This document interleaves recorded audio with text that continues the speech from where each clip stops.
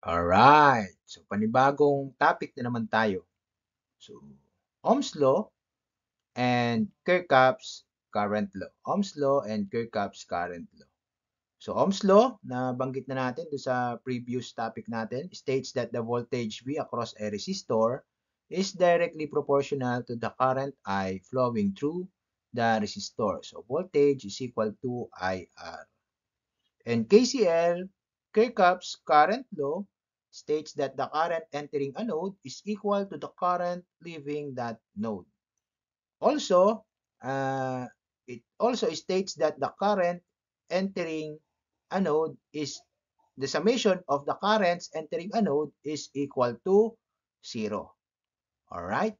So, halimbawa, meron tayong node. So, halimbawa, ito yung node natin. And then, syempre, meron tayong mga branches. Meron tayong current flowing dyan. So, halimbawa, I1 to, I2, and I3. So, para makuha natin ang equation, I1 is equal to I2 plus I3. Ibig sabihin, ito pong I1 pumasok dito sa node na to, yung I2 at saka I3 lumabas dun sa node na ito. Alright. So, ayan po. So, pwede na po tayong mag-solve ng panibagong problem.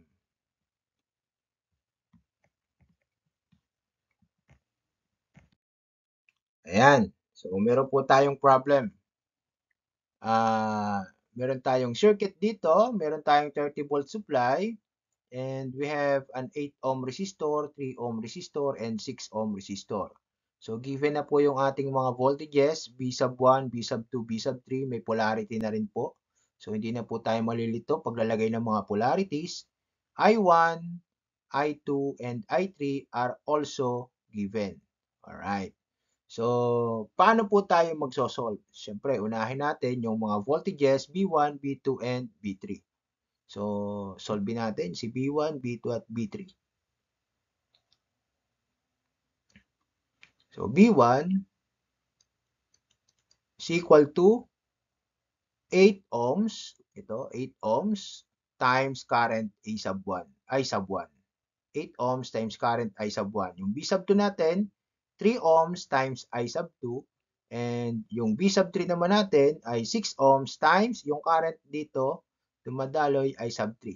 Alright, so isulat na po natin. B sub 1 is equal to 8 I sub 1. B sub 2 is equal to 3 I sub 2. And B sub 3 is equal to 6 I sub 3. Alright. So, meron na po tayong equation. Tatlong equation, B1, B2, and B3. So, kasunod, alamin naman natin yung Kirchhoff's current law. Okay. So, sa Kirchhoff's current law, we have I1, I2, and I3. So, pumasok si I1, lumabas si I2, lumabas si I3. So, isulat natin.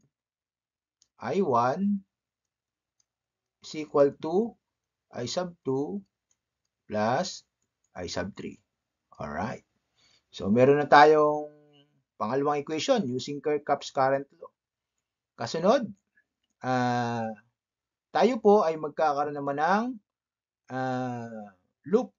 So, magki-KVL naman tayo dito. Kirchhoff's voltage law naman. Dito, Kirchhoff's voltage law din tayo. Alright. So, maglagay po tayo ng loop 1 and loop 2. So, lagi po tayo naglalagay ng clockwise direction kasi nasanay na tayo ng clockwise, so lagi tayong pa-clockwise. So, at loop 1, ano yung magiging equation ng loop 1 natin? So, syempre, Kirchhoff's voltage law, yung current flowing natin, kung saan pumasok, siya po yung magiging polarity niya. So, since pumasok ito sa negative, so negative 30 volts, plus B sub 1, plus B sub 2. So, isulat natin. Negative 30 plus B sub 1 plus B sub 2 equal to 0. Alright. So, tapos, at loop 2 naman,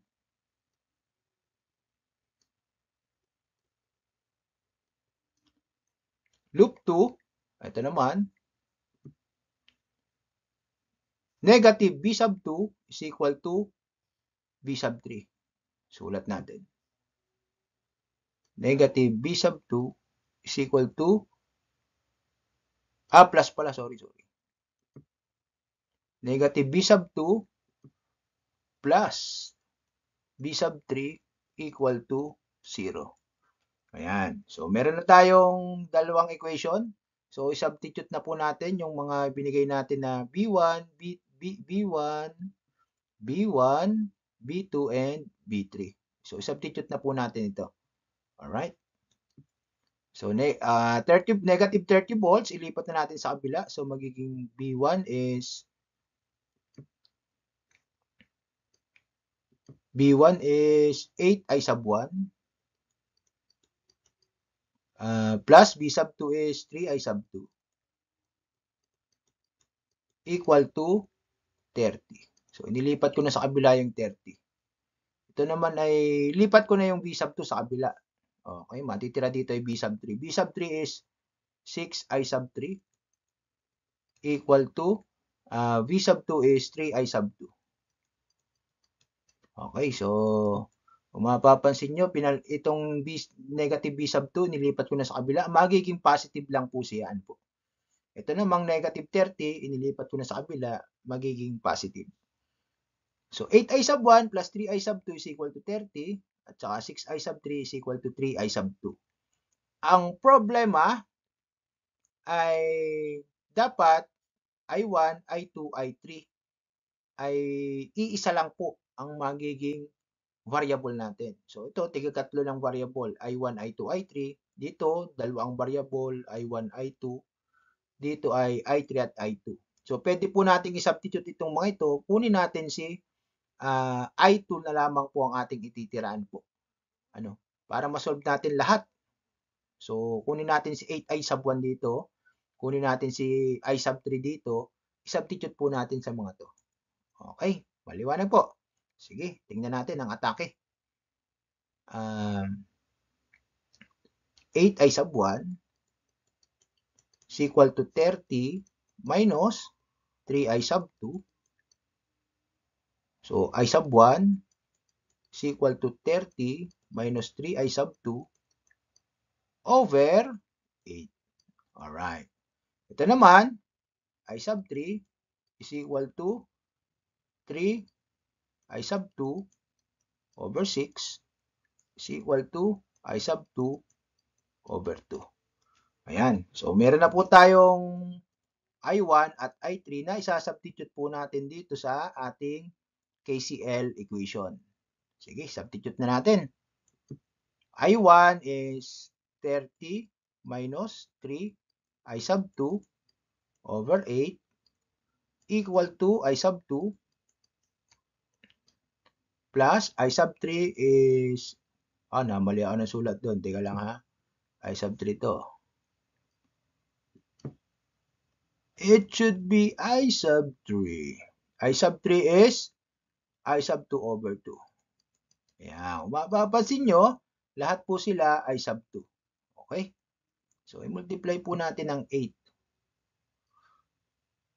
times 8 para mawala yung mga denominator natin. So, 30 minus 3 I sub 2 equal to 8 I sub 2 plus 8 over 2 is 4 I sub 2. Yan. So, ilipat natin itong negative 3 sa kabila. Negative 3. Ililipat na natin ito sa kabila. So, mangyayari, 3 plus 8, 11 plus 4, 15 I sub 2 is equal to 30. 15 I sub 2 is equal to 30. So, therefore,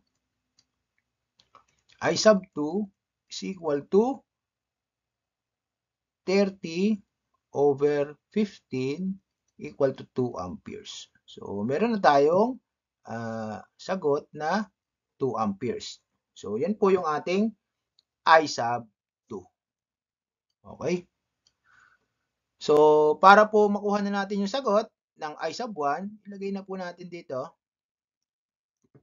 Substitute na natin si I sub 2 dito. So, 2 amperes times I sub 2 is 6. So, 30 minus 6 is 24 divided by 8. 24 divided by 8 is equal to 3. Okay, sulat natin si 3. 3 amperes. Okay, guhitan natin ng pula. So, ito po yung ating I sub 1. Dito naman sa ating I sub 3,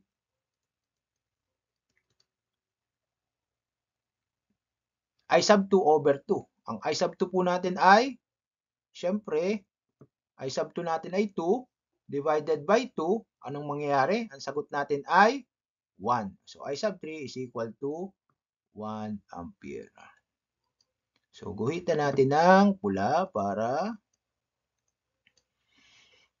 makita natin yung mga sagot natin. So, I sub 1 ay 3 amperes. Ang I sub 2 natin ay 2 amperes. I sub 3 ay 1 ampere. So, i-rewrite na muna natin para hindi na tayo malito. So, saan natin i-rewrite? Dito na lang sa taas. Tanggalin na muna natin to. Erase, erase. Loop 1.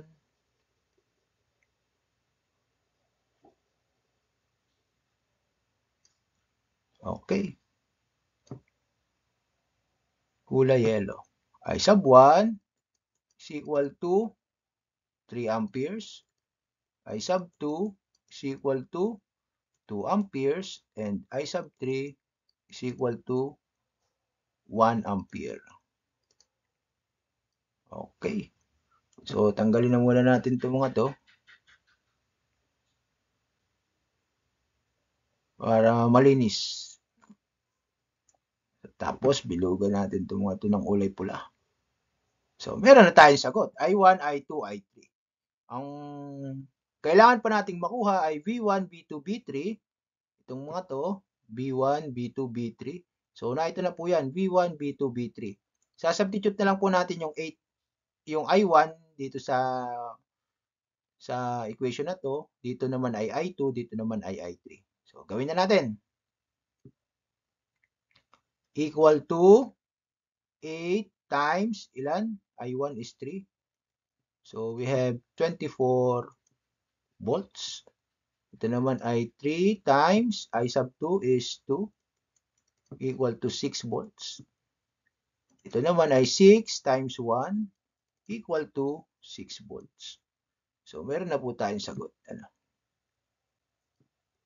Ayan. So, meron na po tayong sagot. So, thank you so much sa panonood. And God bless everyone.